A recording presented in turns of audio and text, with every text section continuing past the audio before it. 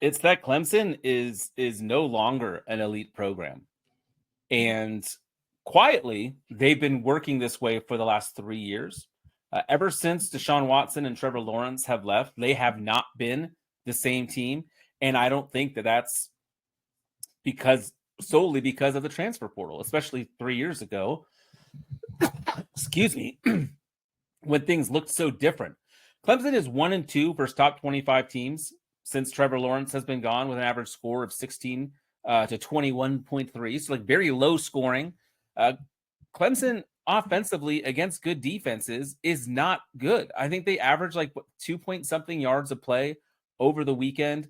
Absolutely. And I know Georgia's really good. And to me, this is not a story about Clemson just got their butt kicked by Georgia. Yeah, we know that. We were on that.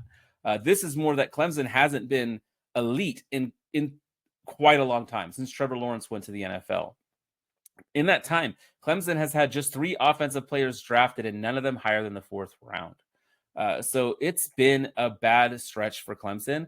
Dabo Swinney, I think the game has passed him by. I think he can reinvent himself. He can maybe try something different, but not just from the transfer portal perspective. There was a point in the game, I texted you, when Clemson punted the ball. They were around midfield. They were down 17 in the 3rd quarter, and they punted the ball. At that point, they chose to lose the game. They chose that they did not care about a W.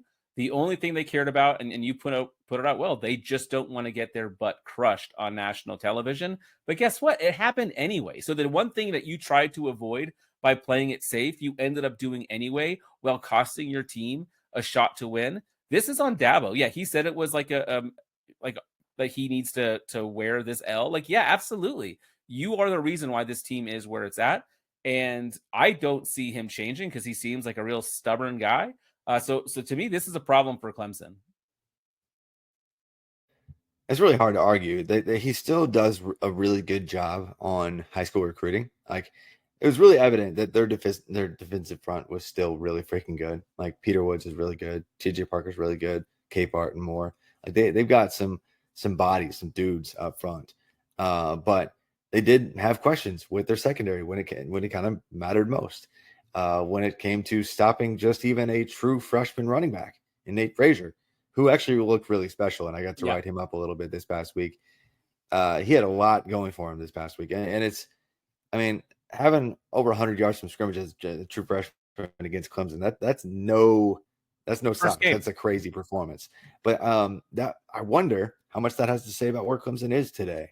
As much as they do have pedigree, and we want to believe in the development and what we've seen Clemson do in prior years, they're not it this year until something changes. And I mean, if you look at their offense last year, even against pretty much everybody that they played, it was pretty awful offense. I mean, they had 20 passing touchdowns on the year, and 9 of those came in 2 games.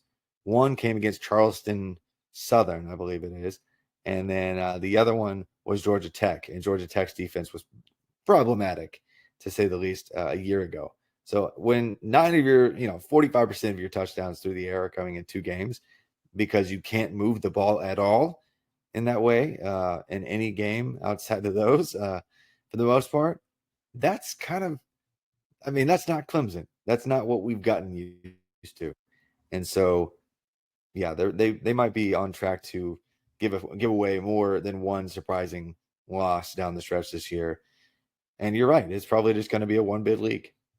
Yeah. And to me, this Clemson team, like, yeah, it's quarterback, it's wide receivers. We've had questions for a couple years now. And to me, it's kind of all led to this, where I kind of out on Clemson. Maybe I'm overreacting, but that's where I'm at.